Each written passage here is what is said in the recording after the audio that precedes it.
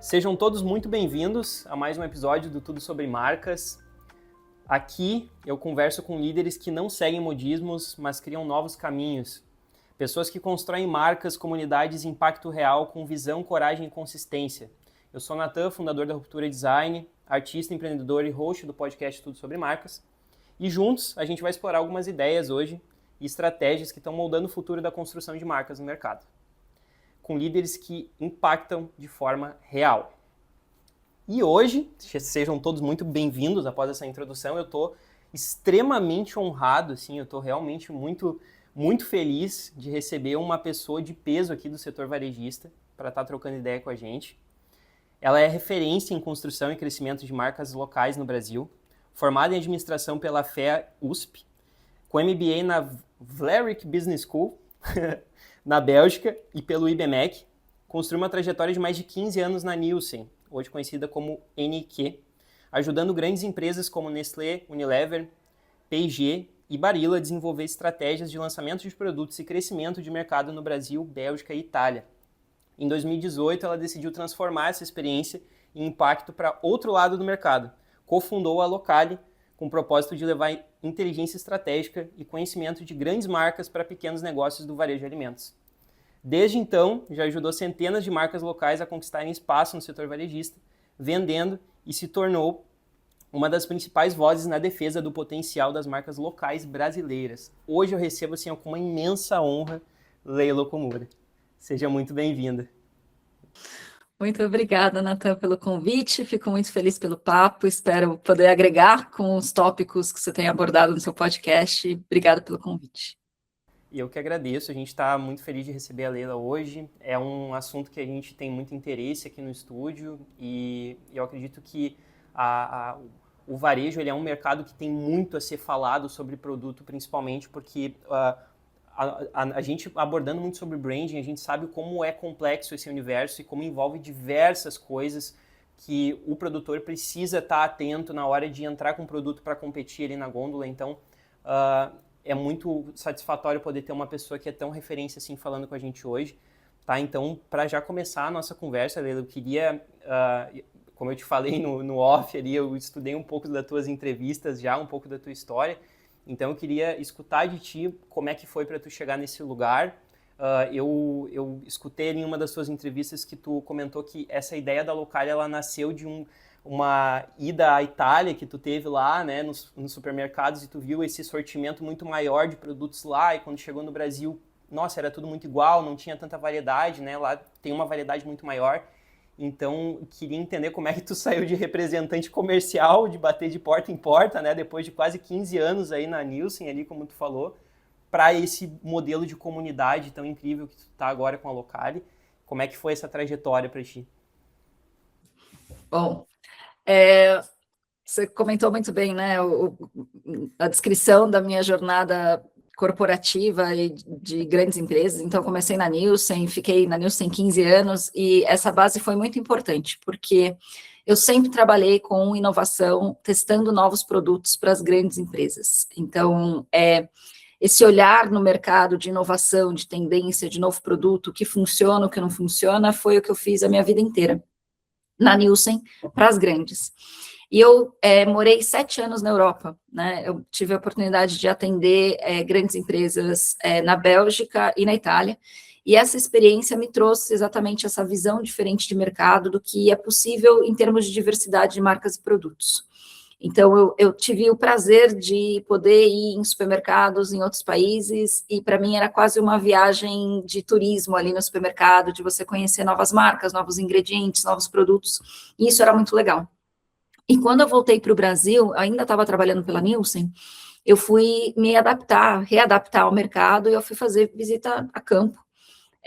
E foi aí que eu comecei a ver que as grandes empresas dominavam e dominam ainda o grande varejo, sempre o mesmo sortimento, sempre as mesmas variedades, sempre as mesmas marcas em todos os supermercados. Eu falei, não é possível, não tem pequena empresa inovando aqui no Brasil, onde estão os produtos dos pequenos, dos artesanais, dos produtos autênticos com ingredientes brasileiros, enfim. E aí, felizmente, eu fui conhecer que existe um mundo super vasto de produtores e empreendedores trazendo produtos tanto super autênticos artesanais, mas também muito inovadores, já trazendo tendências de fora para cá. E fui conhecer esse mundo dos pequenos que estava inovando muito mais do que as grandes empresas, que estavam trazendo a disrupção para o mercado, que as grandes não conseguiam mais pela própria estrutura engessada das grandes empresas. E aí eu vi esse mundo incrível. E eu falei, caramba, tanta coisa acontecendo, e por que que esses caras não estão nos supermercados? Então a Locali surgiu dessa inspiração. Eu falei, bom, já estava, né, quando eu fiz a transição de carreira, já estava buscando algo com mais propósito. Então, isso era fato. E aí, a Locali veio como inspiração de falar, tá, vamos pegar esse conhecimento que a gente dá para as grandes, traduzir isso no mundo dos pequenos. E a missão da Locali, desde o começo, foi de trazer mais marcas da pequena indústria para o varejo brasileiro. E começamos eu e meu sócio, que é o Juan, que também trabalhou na Nielsen comigo por muitos anos, e a gente começou a Locali. Só que, como toda jornada empreendedora, né, Nathan, tem altos e baixos, e curvas e loops, né? E nessa ideia de ajudar os pequenos, a gente foi ingênuo de falar, vamos fazer consultoria para os pequenos. Porque a gente fazia consultoria para os grandes, a gente faz, né, cobra menos, projetos menores, enfim, vai dar tudo certo. E a dor do pequeno é tão maior, né, o buraco é tão mais embaixo, que a gente viu que eles queriam ajuda, mas eles não tinham fonte de receita contínua para pagar um projeto de consultoria. Eles falavam, Leila, eu não sei o dia de amanhã, eu não sei se mês que vem eu vou ter receita, não posso me comprometer com um projeto contigo. E eu falei, como assim você não sabe se amanhã vai ter receita, né? Porque eles não vendiam para varejo, muitos dos produtores que a gente começou a conversar. Eles vendiam em feiras, né, online. E aí a gente teve essa ideia brilhante de ser representante comercial. Eu vou te falar que foi como se fosse, né, da água para o vinho. Eu vendia consultorias de algumas centenas de milhões de reais para vender produtos para o varejo.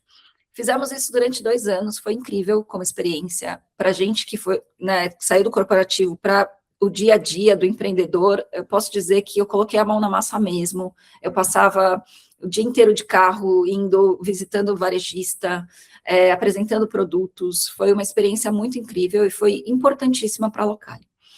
Só que a gente viu que não ia parar em pé e que a gente não ia conseguir ajudar a quantidade de produtores e de marcas que a gente gostaria.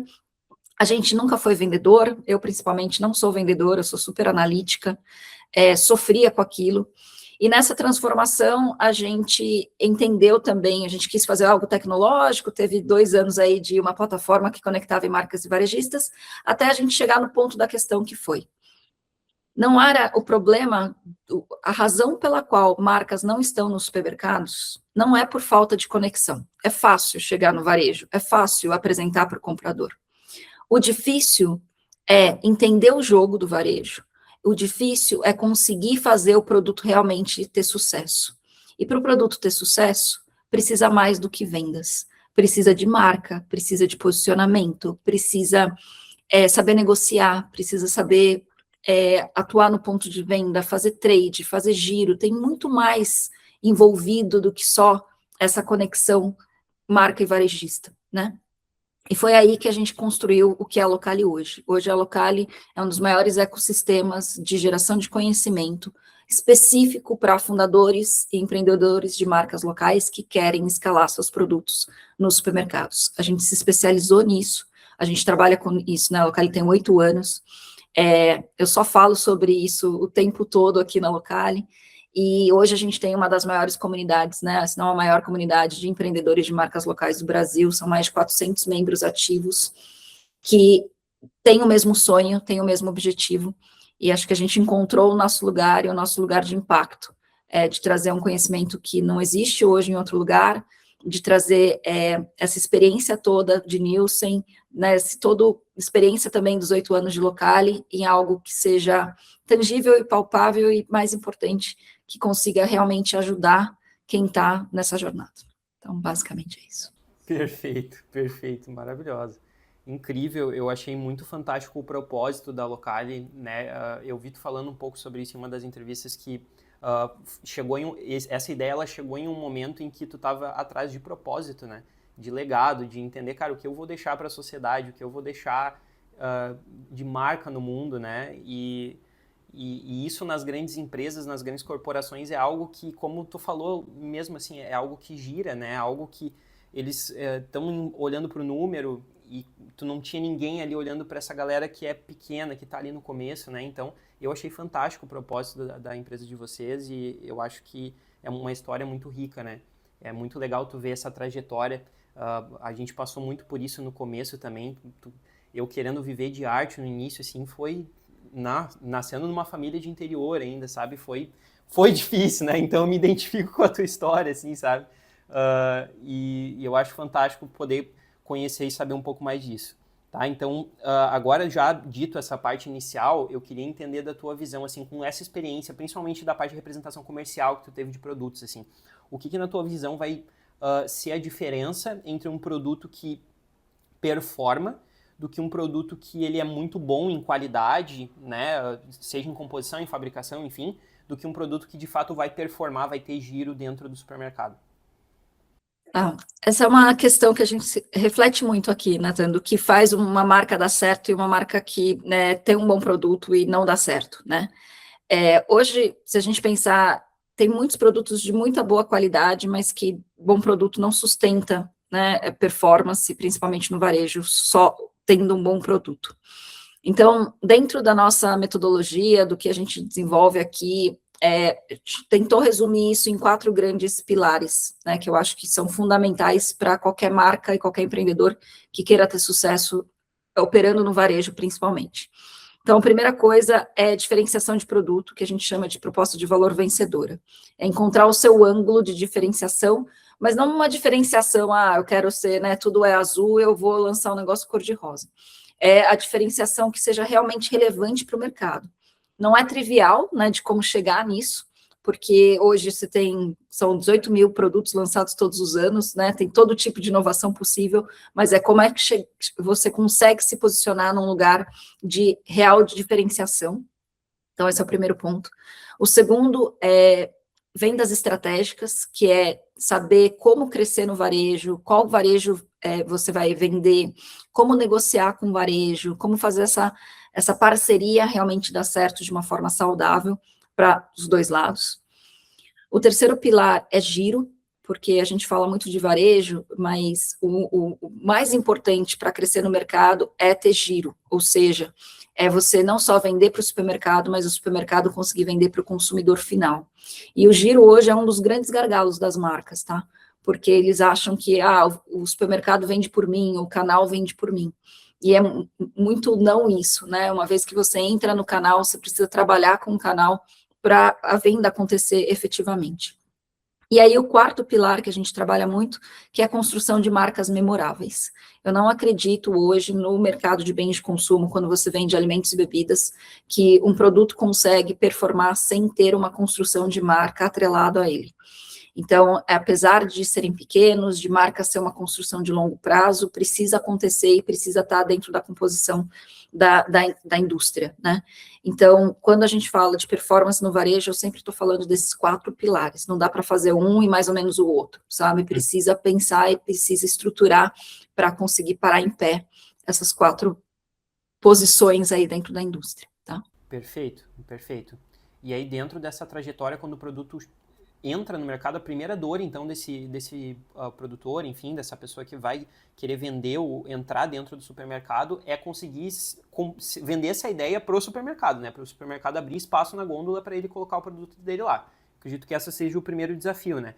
E o segundo já seja ser percebido pelo comprador na gôndola, né? Competindo com diversos outros produtos que estão sempre entrando e trocando, enfim, sempre vindo com uma novidade, né? Na tua visão, assim, qual que é os pontos que a galera mais erra, assim, na hora de fazer essa transição, assim? Bom, alguns erros. Então, acho que são 2 etapas, né? A etapa que você colocou bem de apresentação do produto para o varejista, né? Então, chamar a atenção do varejo, e depois vem a etapa de chamar a atenção do consumidor quando está na gôndola para fazer o produto girar. A gente tem uma lista aqui de erros, Natan, porque a Locali tem, né? Você não precisa aprender errando, a gente ensina. Porque eu falo com um empreendedor todo dia. e eu vejo eles cometendo os mesmos erros. Eu falo, meu Deus, eu estou falando para você, não, isso não. Bom, eu vou falar, sei lá, citar 3 erros aqui, mas nessa questão comercial do varejo aqui. Eu vejo muita marca querendo vender para varejista qualquer, como se fosse volume mais importante. É do tipo, o varejo falou, eu quero, vendeu. Nem sabe se era perfil, se faz sentido, se tem alinhamento, né, com o público que está do supermercado junto com o da marca, enfim. Vende para qualquer lugar. E aí, quando vê, o produto está num lugar super premium e num lugar super popular e não tem nenhum alinhamento estratégico, né, comercial ali com o posicionamento de marca. Então, acho que essa é a primeira coisa. A segunda coisa é erro da negociação. Eu acho que eles erram muito na negociação, porque não entendem. O jogo do varejo é super específico, Nathan. Quando você pensa em canais, o varejo existe há 1000 anos no Brasil, é super fragmentado, tem um legado, assim, o varejista vem, normalmente, são empresas familiares, negociam dessa forma há anos, né? Então, se você não souber como negociar, você acaba sendo vendido ali e aceitando cláusulas que não fazem sentido. E aí, culpam o varejo ainda, falam, o varejo é mau, o varejo quer espremer. Não é. Se você souber como o varejo funciona, você consegue informadamente falar, olha, isso funciona para mim ou isso não. Então, acho que o segundo erro é o erro de negociação. E o terceiro erro é essa coisa do achar que o varejo precisa, vai vender por mim. Uma vez que eu vendi para o varejo tem que me ajudar a vender. Erro, gente, porque o varejo ele está te dando um canal, ele está te dando um espaço, mas é uma responsabilidade sua entender como é que você vai comunicar seus benefícios no ponto de venda, se você está no preço certo, como você vai apresentar o seu produto para o consumidor daquele ponto de venda, é trabalhar o canal, né? Então, eu acho que, às vezes, as marcas acreditam que vender para o supermercado é a salvação e depois ficam culpando o mercado de que deu errado, mas é porque não entenderam o jogo. E quando eu vejo as marcas que estão mais crescendo nos supermercados hoje, da Locale, é porque eles aprenderam as regras do jogo e estão fazendo a maneira como eles acham que funciona para eles, sabe? Tipo, usando a visão estratégica do todo para falar, tá, eu vou jogar desse jeito, eu quero jogar dessa forma, isso eu vou aceitar, isso eu não vou aceitar. Então, acho que esse é um pouco do contexto dessa interação, né, inicial de marca e varejista. Tá? Perfeito. E isso que tu falou me lembrou muito de um vídeo que eu vi teu, de um podcast, na verdade, que eu vi teu com o pessoal do Energético Tum, do Rafael, né? Incrível o que eles fizeram com essa marca, eu achei fantástico, porque é justamente esse jogo, né, de tu saber aonde tu vai colocar o teu produto, tu ter a clareza de marca, de saber quem é o teu perfil de cliente ideal, qual que é o teu ICP, né? Então eles começaram com parte em quadra esportiva, né, posicionando o produto só lá. Isso causou a exclusividade que a gente fala tanto em branding, né? Então, e isso projetou a marca, né? Às vezes, o menos é mais, né? Essa frase, para mim, ela é incrível porque realmente assim, ela tem uma profundidade muito grande, né? Às vezes tu acha que, tipo, cara, eu tenho que vender o máximo possível. Não, às vezes isso é um erro, né? A gente teve já experiências com marcas que fizeram isso, tipo, não, vamos posicionar em vários revendedores e tal, e, cara, não tá performando, e daí depois descobrir que, cara, se a gente focasse só nesse perfil aqui, nossa, seria tão melhor, né? Mas eu queria chegar agora numa pergunta contigo. Tem um livro que eu li há um tempo atrás, é Design como Storytelling, da Ellen Lupton, que é uma designer fantástica que eu admiro muito. E nesse livro ela foi a primeira vez que eu tive contato com esse sistema de como o produto é posicionado vai influenciar a decisão de compra dentro da gôndola, né? Os mercados têm um sistema de tipo espalhar os essenciais, os commodities para as pessoas transicionarem, né, entre as gôndolas e se tornarem mais expostas a novos produtos, né? E aí a gente entra no trade marketing, né, que é a ponta de gôndola e tudo mais. Eu queria entender contigo assim, essa decisão de compra às vezes ela é tomada em segundos pelo consumidor final, né? O que para ti vai ser quando ele está ali de frente com o produto, é uma das principais coisas que vai fazer essa decisão acontecer? O que é a principal coisa? É a exposição, é o posicionamento desse produto na gôndola? É uma ativação em ponto de gôndola? Ou é uma degustação? Ou é a embalagem? Ou o que é dentro dessa jornada de consumidor, que é muito chave assim, para a decisão de compra?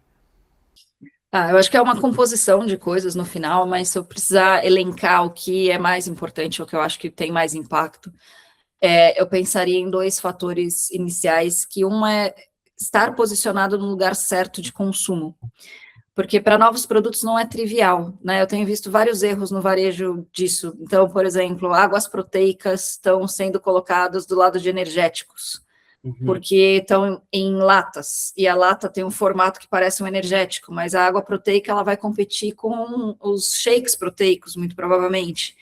Mas por causa da diferença de formato, elas estão em lugares diferentes, enfim. Então, acho que a primeira coisa é você conseguir, principalmente se você tiver uma inovação mais disruptiva, estar no lugar certo, né? Onde o consumidor tomaria a decisão, né? No sentido de eu não vou consumir esse produto, vou consumir essa inovação no lugar. Então, você tem que estar próximo do que ele faz essa correlação. E é muito desafiador para marcas que estão começando com produtos e categorias novas, né? Que a gente tem muito agora. Então, acho que a primeira coisa é estar no lugar certo, onde o consumidor mais provavelmente iria te buscar naquele momento, né? E aí, a outra coisa é a embalagem. Eu tenho mais e mais, tem marcas que acabam economizando muito nesse processo, né? Porque fala, estou começando, vou começar com uma embalagem mais qualquer, e dependendo do produto, a embalagem precisa comunicar os benefícios. Ainda mais uns produtos super premiums, né, que a gente tem hoje. Aí você pega o produto e fala, puxa, eu vou pagar o dobro desse outro produto, mas o que ele vai trazer para mim, né? E quando você está no varejo, é a embalagem que é o vendedor, né? É a embalagem que faz esse papel. Então, escolher os claims, né? Os benefícios certos, se comunicar, ser mais sério se precisa comunicar algo mais de benefícios funcionais, ou ser mais jovem se precisa comunicar um pouco mais desse propósito, desse posicionamento, enfim. Então, ter esse cuidado na embalagem, eu tenho visto que faz bastante diferença para marcas que começam com um cuidado maior em embalagem, principalmente nos supermercados. Então, lógico, tem vários componentes que, né, impactam aí o giro e a performance, mas eu colocaria isso, posicionamento primeiro e embalagem em segundo. Perfeito, perfeito. Realmente a exposição, né? A percepção que o consumidor vai criar quando ele entra no mercado ali, de fato, ela é extremamente importante, né? Estar bem posicionado nesse momento é chave. Mas dentro ainda disso de percepção, eu queria perguntar para ti qual que é a tua visão sobre criação de percepção de valor em cima de uma marca, assim, o que para ti, dentro da tua experiência, é o que mais vai fazer essa percepção do consumidor elevar em relação a um produto, que vai fazer ele escolher um energético X em vez do Y, né? O que é? Os pontos de contato, ele está sendo exposto a essa marca fora do supermercado, por rede social, o que faz mais diferença na hora de criar essa percepção de valor de marca, assim, a comunidade, né? A gente tem vários exemplos também de comunidade, então queria entender a tua visão sobre isso. Eu vejo muito, bom, hoje na Localis, se a gente considerar, só tenho produtos mais premium, né? Então, principalmente porque a gente teve esse crescimento de saudáveis e tá todo mundo surfando essa onda, então eu convivo muito, né, dentro desse universo de saudáveis mais premium. Então, um dos desafios, com certeza, é mostrar essa construção de valor, gerar valor, né? Porque você vai cobrar um preço mais caro, você precisa provar, de alguma forma, que vale a pena pagar o produto. Eu tenho duas visões, assim, eu acho que construção de marca é importante, porque ter uma marca que consiga provar, né, ou que consiga se relacionar com o consumidor de uma outra forma, agrega valor, agrega. Mas quando a gente pensa em bens de consumo, Nathan, quando a gente está na gôndola ali e você está falando de comida ou de bebida, eu acho que é muito mais de percepção de benefício. Tem uma teoria de inovação que é o do jobs to be done, que é o trabalho que aquele produto faz na sua vida, né? Qual é o que aquele produto transforma a sua vida ou contribui para a sua vida? Qual é a função daquele produto na sua vida? Eu acho que esse é o desafio de muitas marcas para gerar valor, assim, por que você pagaria mais pelo meu produto? O que eu estou trazendo a mais para você? Então, dentro desse mundo de saudabilidade que eu estou mais inserida, é conseguir provar valor através de novos benefícios, de ingredientes mais específicos, de qualidade, de entrega ou de funcionalidade. Hoje a gente tem visto muito essa compilamento de benefícios, né? Antes era proteína, agora a proteína já não é mais suficiente, então vai ser proteína e fibras. Aí não vai ser mais suficiente, é proteína, fibras e prebióticos, né? E o que a gente está buscando aí é agregar valor, é trazer um benefício adicional que as pessoas paguem um prêmio para isso. E eu gosto muito de estudar evolução de categorias. Se você pensar todas as categorias, quando elas evoluíram em termos de valor, sempre está falando de benefícios ou funcionalidades que o consumidor está buscando. Por exemplo, uma que eu estudei a evolução, principalmente nos Estados Unidos, a categoria de iogurtes.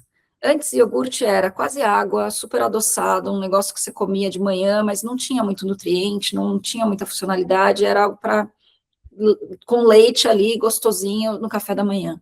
Olha a complexidade da categoria hoje, né? Hoje você tem versões muito mais saudáveis, você tem texturas, você tem diversos componentes que não só o leite, mas tem agora o iogurte de queijos diferentes, né, de leite de ovelha, tem o kefir, que tem o de sem lactose, tem o sem açúcar, tem o com proteína, e tudo isso é agregação de valor, né? Então, as categorias, normalmente, elas evoluem com ganho de benefícios.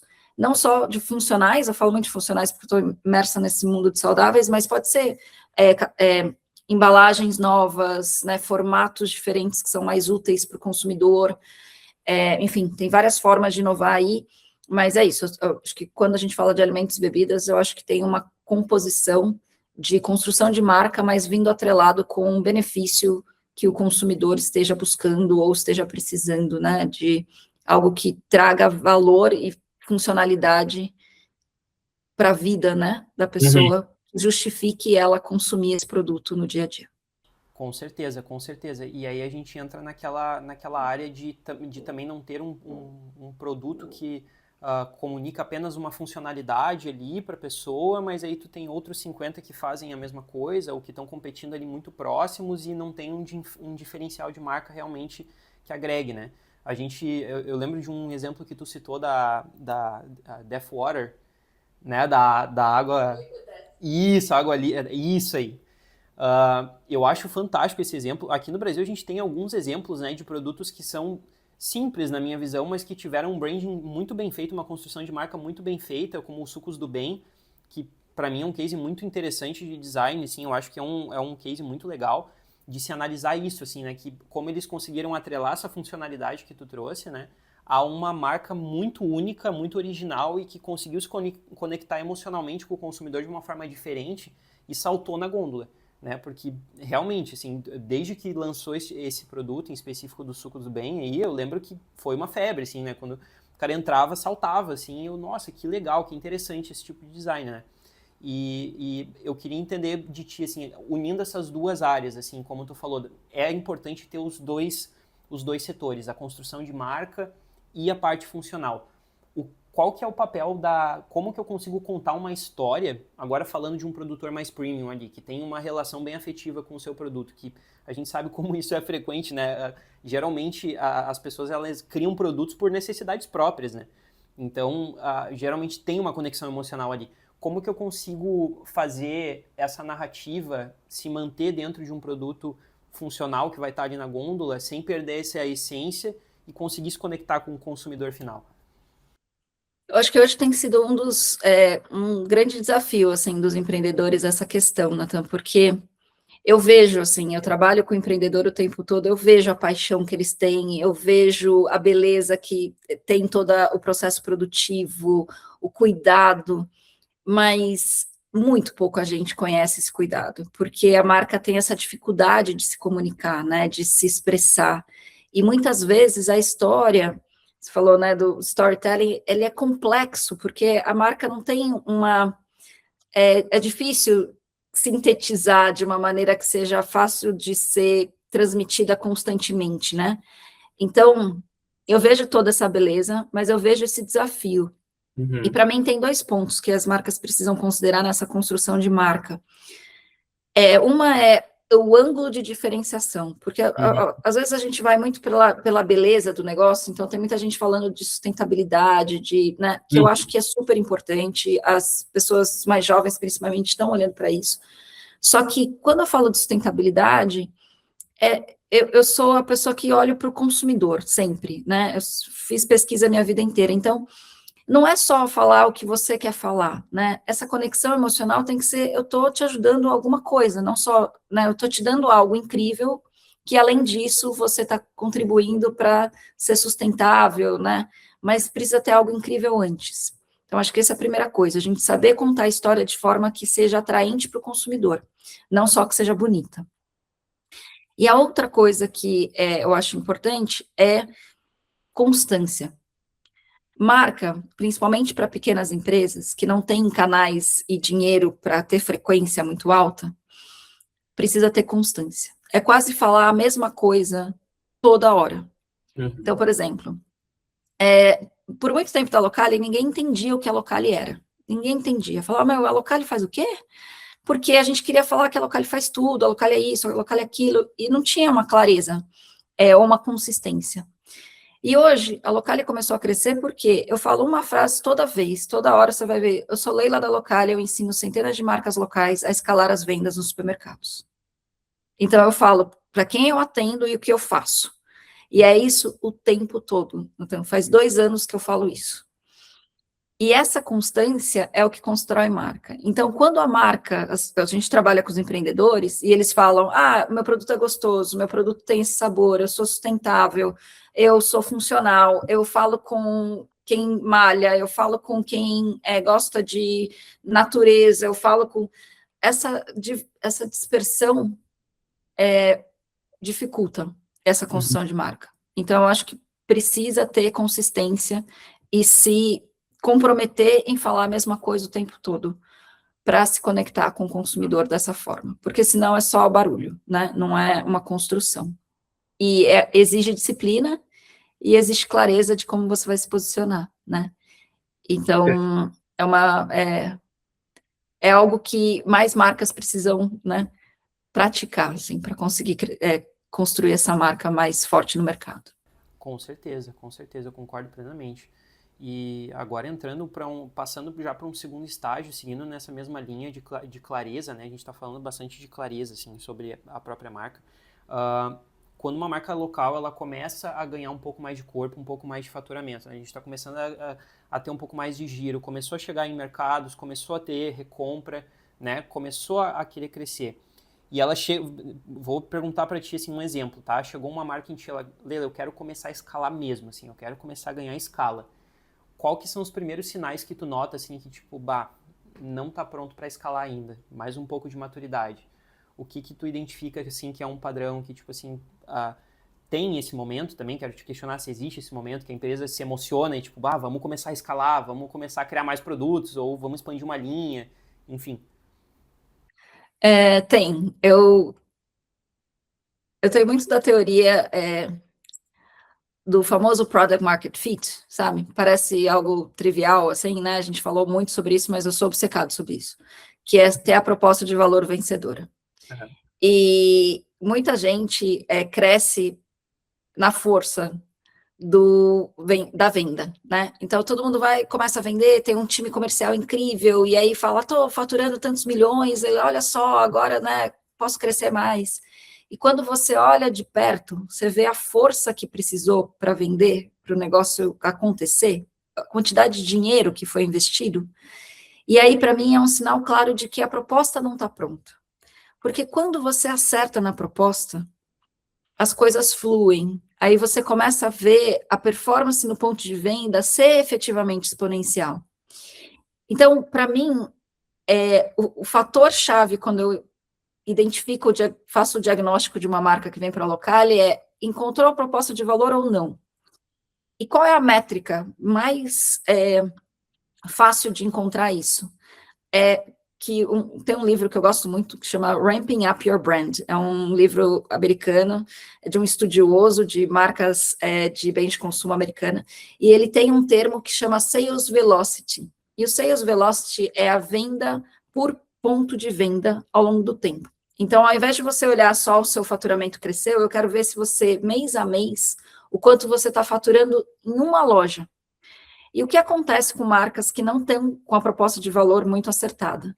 Ele vai ter o mesmo ritmo de vendas por um tempo gigante. Então, a pessoa fala assim, Leila, eu vendo nesse supermercado, é super bom, eu vendo há 2 anos, e aí quando eu olho, vende R$ 2.000 todo mês. 2.000, 2.000, há 2 anos. E a pessoa fala, eu recebo pedido todo mês, é ótimo. E aí eu penso, nossa, tem uma coisa muito errada. Por quê? Se você está todo mês fazendo 2.000, 2.000, 2.000, 2.000, no conjunto total, parece ótimo, né? Mas significa que você provavelmente só está conquistando novos experimentadores o tempo todo. Porque quando você consegue gerar repetição, você vai sempre acumulando repetidor, experimentador, repetidor, experimentador. E é aí que vem o crescimento mais exponencial. Então, em resumo, o gargalo maior para quem quer realmente crescer, e eu falo não está pronto, é proposta de valor. E eu identifico isso através de Sales Velocity. Dá muito fácil, qualquer um pode olhar para as vendas por ponto de venda e ver se está crescendo ou não. Se está andando de lado há muito tempo, liga para mim, porque você tem um problema de proposta de valor. E não está certo, não está no momento de escalar ainda, porque escalar um produto que não está ainda no posicionamento certo significa que você vai gastar muito dinheiro para o negócio girar e vai ter muito menor eficiência do retorno desse investimento. Basicamente é isso. Perfeito. Então, é uma conta simples, realmente, é uma conta bem simples que tu faz, que resolve isso, né? E a gente percebe isso, como é verdade, às vezes a pessoa investiu em um marketing muito bem feito, ou tem uma equipe ali que vende efetivamente na porta, né, do lojista ali, tu tem um produto que gira com novos experimentadores, mas tu não tem a recompra, né, por uma falta de proposta de valor clara, né, um desalinhamento de público-alvo. Eu concordo, realmente, e isso é algo que a gente observa acontecendo, né, realmente. E dentro disso, Leila, como que uma marca poderia fazer para identificar qual é, dentro desse percurso, o principal erro dela? Vamos supor que seja a proposta de valor que não está clara. Como que ela vai identificar qual que é o ponto de comunicação que ela está errando ali? Onde que é o ponto de contato que ela está errando? O que vai denunciar qual é esse maior erro, esse ponto que está faltando ali? Então, normalmente, Nathan, a gente começa pela... todo o desafio, acho que de qualquer empreendedor de marcas ou de não marcas ou de outros, é encontrar esse ângulo de diferenciação, certo? Essa é a busca constante, né? Porque se eu falar o mesmo de que outros já estão fazendo, em qualquer serviço, né, Nathan? Tipo, hoje, se eu for vender o seu serviço, se a pessoa perceber que é igual, parecido, ele vai comparar preço e vai com um menor preço, é isso. Então, nessa descoberta do como eu me diferencio para eu gerar valor e para a pessoa me comprar, ao invés de fazer uma comparação, né, e se fizer a comparação, continuar me comprando, eu tenho um métodozinho que eu ensino aqui na Locale, que é olhar para o mercado. E aí eu olho em 2 pilares, principalmente, consumidor e categoria. E eu sou muito fã, né, na Nielsen eu fazia entrevistas, né, fazia pesquisa com o consumidor. Então, a gente traduziu isso para a pequena empresa também. Você não precisa fazer grandes entrevistas, grandes pesquisas, como eram no caso da Nielsen, mas você precisa fazer pesquisa com o seu consumidor. Então, eu incentivo muito as marcas a fazerem pesquisa de diversas formas, tanto qualitativa de conversa, quanto de quantitativa de formulário, mas você precisa entender o seu ICP, você precisa entender quem é o seu consumidor, o que ele está vendo de valor, explorar isso. Porque quanto mais você conseguir ter clareza, vai ficar mais fácil de encontrar o seu diferencial. E aí o segundo ponto é sempre olhar a categoria, você não está sozinho no mundo, e tem muita gente que gostaria de falar, eles falam, né, eu não tenho concorrência, Leila, meu produto é único. Balela, todo mundo tem concorrência, não importa quão inovador é o seu produto, você vai ter concorrência, direta ou indireta. Então, precisa estudar o mercado. E aí eu fico constantemente, todos os trabalhos que a gente faz aqui na Locale para a proposta de valor é isso, olhar o consumidor, olhar a categoria, estudar quem é esse consumidor, estudar os concorrentes, estudar a fundo o que cada concorrente fala, qual é o benefício que cada um vende, e aí encontrar o seu gap, o gap do mercado, o white space que a gente sempre está buscando. Parece simples, né? Gostaria que fosse. Não é tão simples assim, em termos, precisa ter estudo, precisa ter dedicação, mas hoje, muitas das marcas que a gente vê crescendo na Locale cumpriram esse caminho de profundo entendimento de mercado e encontraram através de múltiplas iterações. Então, não é na primeira, né? Se você acertar de primeira, pô, eu vou te contratar, você vem para o Locale. Mas é de ficar, né, entendendo o mercado, implementando mudança, ajustando, ouvindo o mercado de novo e assim chegando até o seu ponto de diferenciação. Perfeito, perfeito. Então, a clareza na hora de entrar no mercado, ela é vital, pelo que eu entendo, assim, da tua fala, né? De tu entender que para quem tu quer vender, né, no caso. Eu acho que não só no momento de entrada no mercado, eu acho que é um processo, é uma curva de aprendizado. E às vezes demora alguns anos, assim, tipo, não dá para saber de tudo isso de bate-pronto. Sim, sim, sim. Tem uma fala, Nathan, que eu aprendi muito quando a gente entrevista muitos empreendedores aqui na Locale, né? Então, dentro da nossa academia Locale, um dos pontos é falar com empreendedores que conseguiram fazer essa trajetória. E um que me marcou muito foi com o Ale Borges, da Mãe Terra. Faz anos que a gente falou com ele, mas ele falou dessa busca constante pelo CLAC, que ele falou, que é essa Product Market Fit, né? Que é o momento da virada para ele. E ele falou assim, Leila, eu era obcecado pela granola. Tipo, eu sabia que a granola ia ser o carro-chefe, que eu precisava acertar na granola. Então, para mim, era o tempo todo mudando fórmula, mudando ingrediente, falando, meu, esse sabor vai girar mais? Não vai? Mudar o tamanho da embalagem, mudar a cor da embalagem, mudar o benefício que é na embalagem, mudar o preço da embalagem, do produto. E aí ele ficava fazendo esses pequenos ajustes até a hora que ele falou, agora eu acertei. E a hora que ele acertou foi quando ele começou a escalar e vender sem tanto esforço. Então, não é um processo, né, único, é você estar constantemente olhando para o mercado e falando, pô, será que esse preço está certo? Será que essa variedade vende mais? Será que se eu mudar o sabor? Será que se eu mudar esse claim, ao invés de ser natural, escrever que é orgânico? Será? E esse é a beleza da evolução.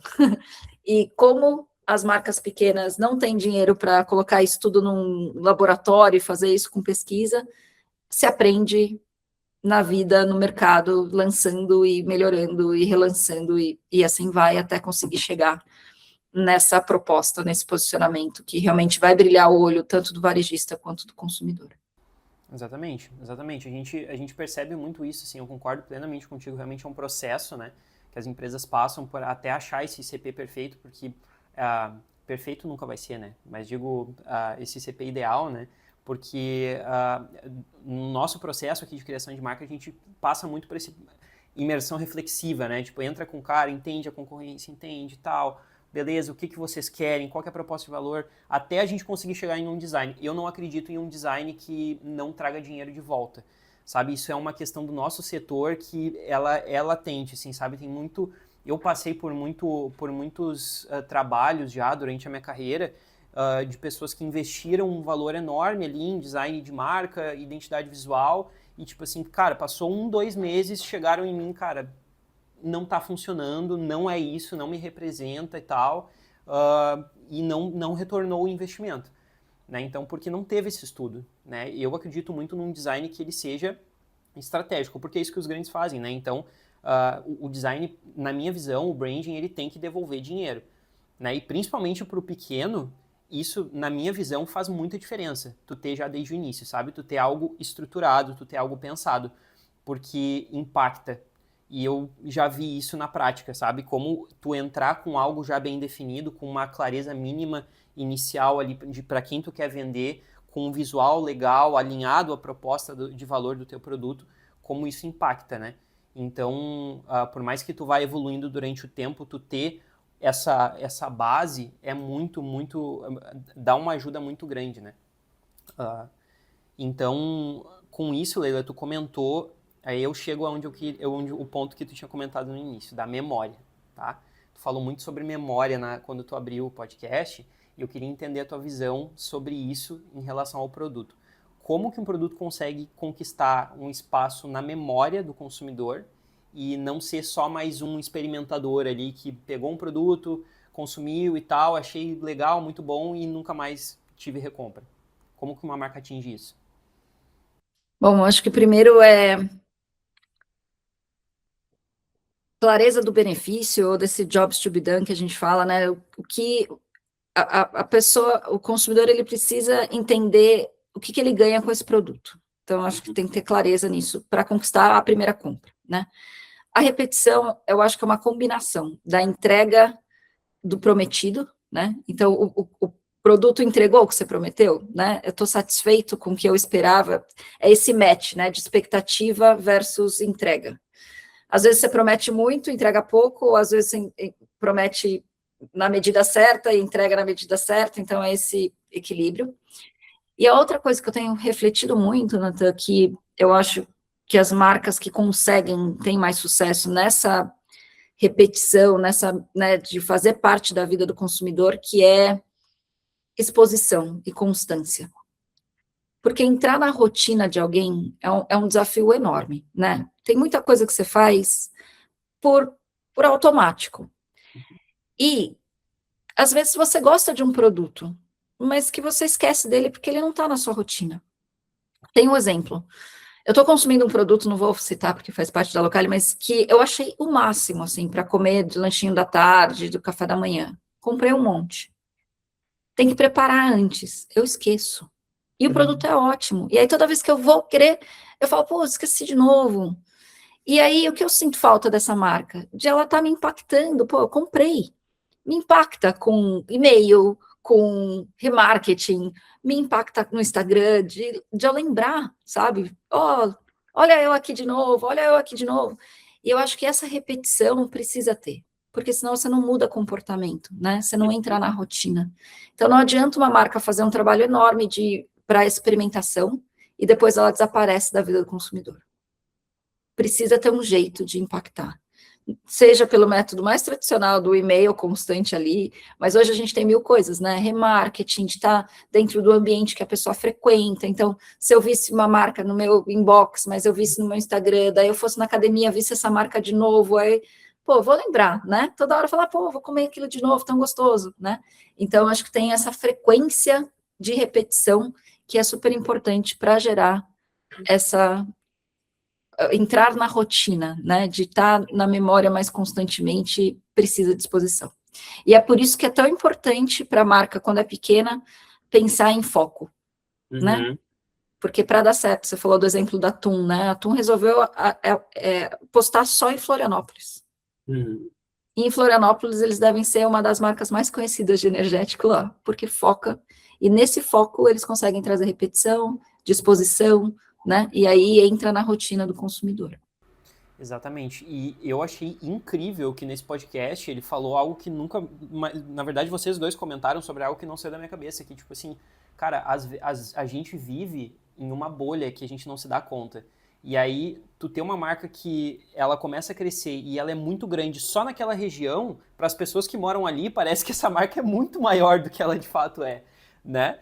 Quando tu tem essa constante exposição, né? Porque a gente não... Cara, eu tô vivendo nessa cidade, eu vou ser impactado pela mídia que tá girando ali dentro e tal, e eu vou sair pouco para fora, então a minha vida vai ser aquilo ali, né? Então, se esse produto tá me impactando ali dentro de diversos lados, eu vou achar que ele é muito maior do que de fato ele é, né? Eu achei isso incrível, é um insight muito, muito, muito valioso. E dito isso, assim, isso casa muito com o que a gente percebe no branding atualmente, assim, que a galera se apavorou muito do nosso mercado quando começou a vir essa parada da pulverização da atenção, né? Que explodiu, assim, tu pegou essa transição, tu sabe do que eu tô falando. Antigamente tu tinha canais muito mais focados de venda, né? TV, tu tinha um anúncio publicitário na TV ali, que tava toda a família ali na frente e tal, ia passar o anúncio e tu ia conseguir garantir que a tua marca ia ser exposta para uma grande massa de pessoas. Hoje em dia essa atenção tá extremamente pulverizada. Tu tem TikTok, tu tem marcas que são gigantes no TikTok vendendo por ali. Tu tem Instagram, tu tem YouTube.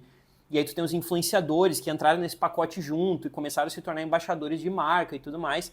Então, a gente observa essa dificuldade que as marcas têm, às vezes, de saber, putz, por qual canal que eu vou começar, né? Por onde que eu começo. Eu acredito que seja muito dessa autopercepção de entender o teu produto dentro do mercado. E aí vem, de novo, o valor do que tu falou de olhar para o mercado. Olhe para o mercado, olhe para possíveis concorrentes indiretos, né? Como tu mesmo citou, cara, não tem como o teu produto ser único, não ter um concorrente mesmo que seja indireto, né? Então, olhar para as referências, né? Eu acredito que isso é um ponto-chave para essa comunicação, né? Eu acho que tem muito esse entendimento do consumidor, né? Voltando um pouco para os tópicos no que a gente conversou. Quando você tem clareza do seu consumidor, fica mais fácil até entender quais os canais de comunicação que você vai usar. Com certeza. Porque é onde esse cara tá, o que ele escuta, onde ele vai, né? Quem que ele acompanha, quem que ele segue, e aí fica muito mais fácil, né? Com certeza. Com certeza. E agora, Leila, a gente já está encaminhando pro final, né, da nossa conversa, e eu queria te perguntar agora uma coisa que a gente vai fugir um pouco do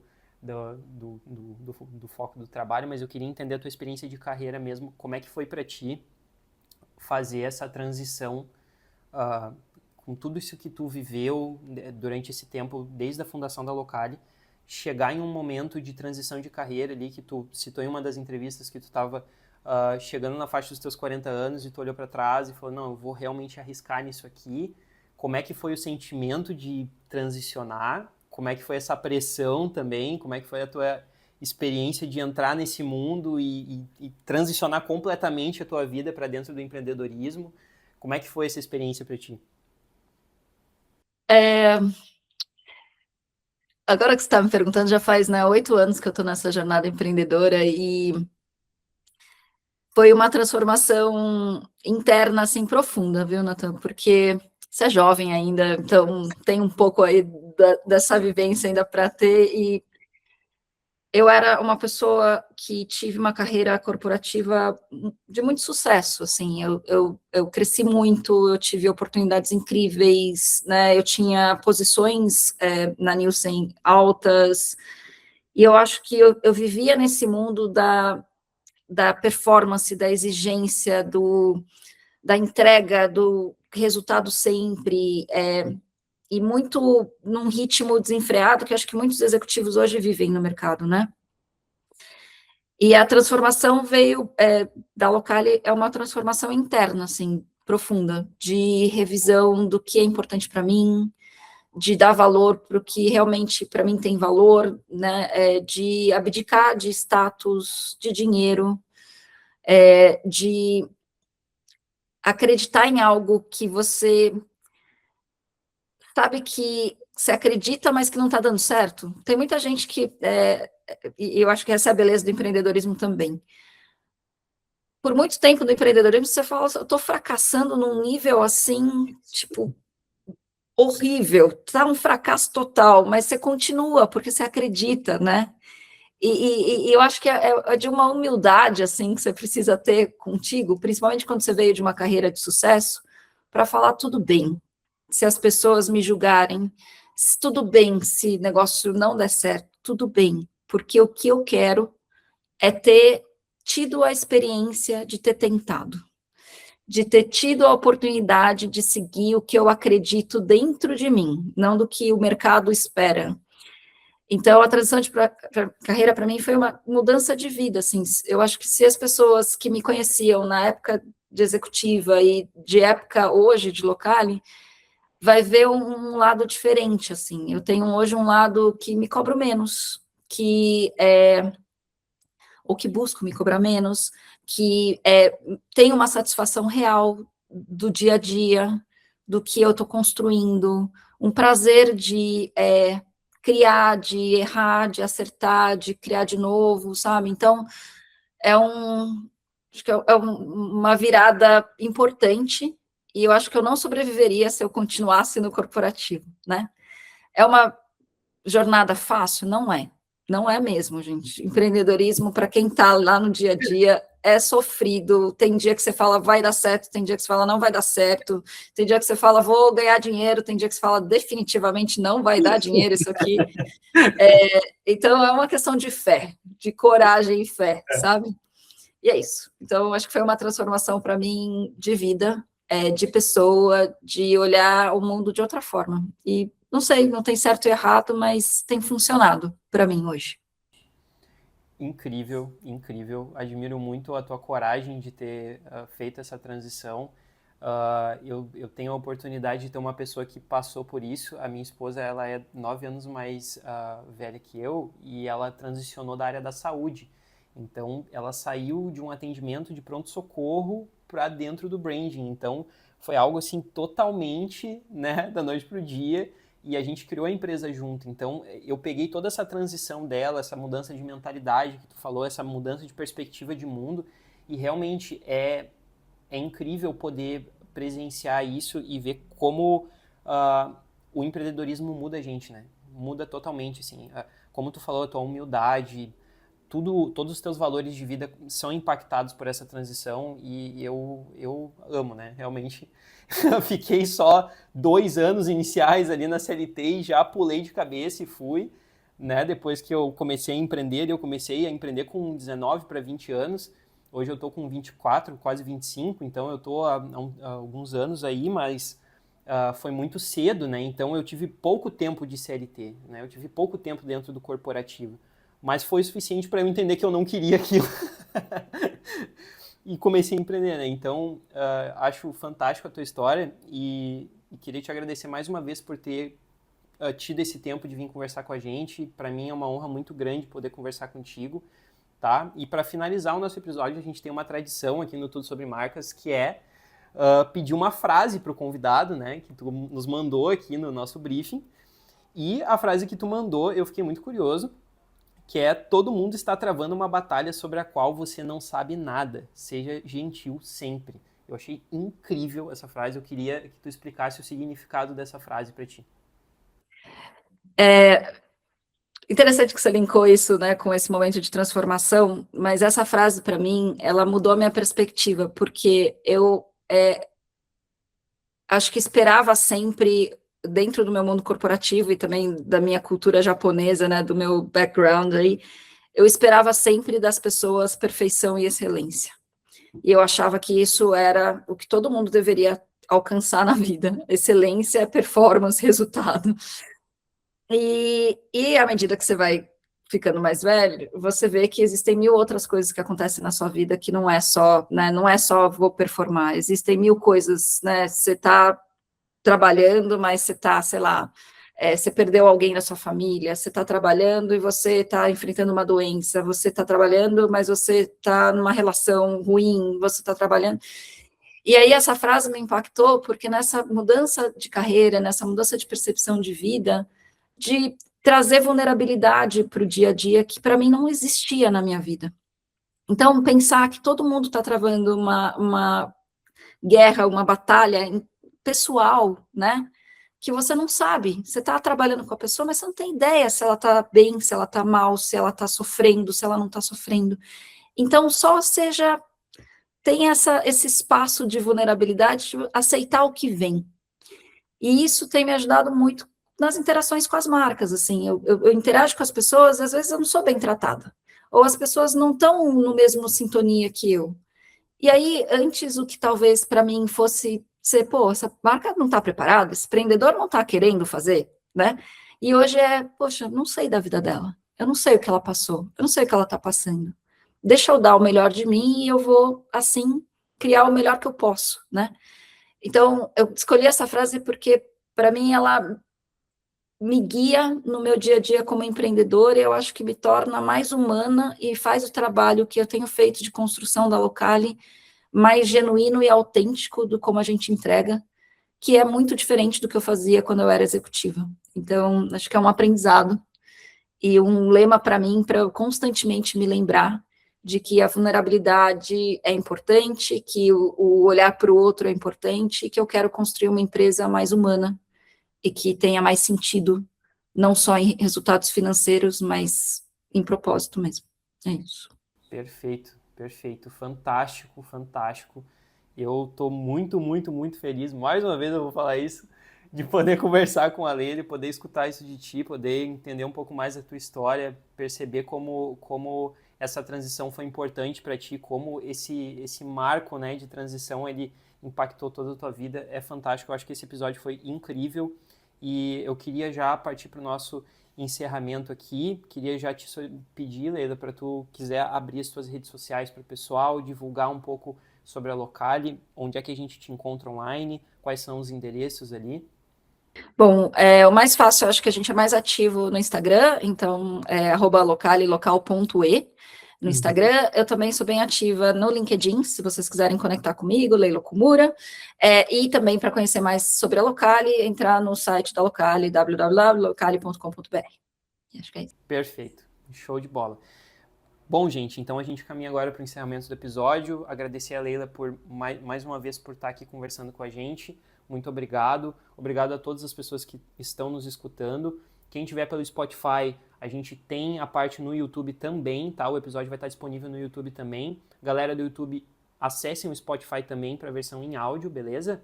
A gente vai estar fazendo as divulgações do episódio na nossa página, que é Ruptura Design, no Instagram.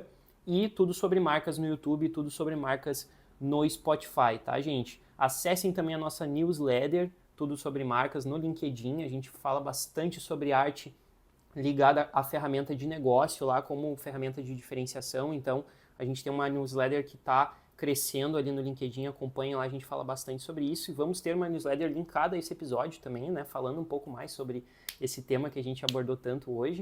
E é isso. Muito obrigado, Leila, por ter participado, tá? Obrigada pelo convite, adorei. Obrigada. Agradeço mais uma vez e é isso, gente.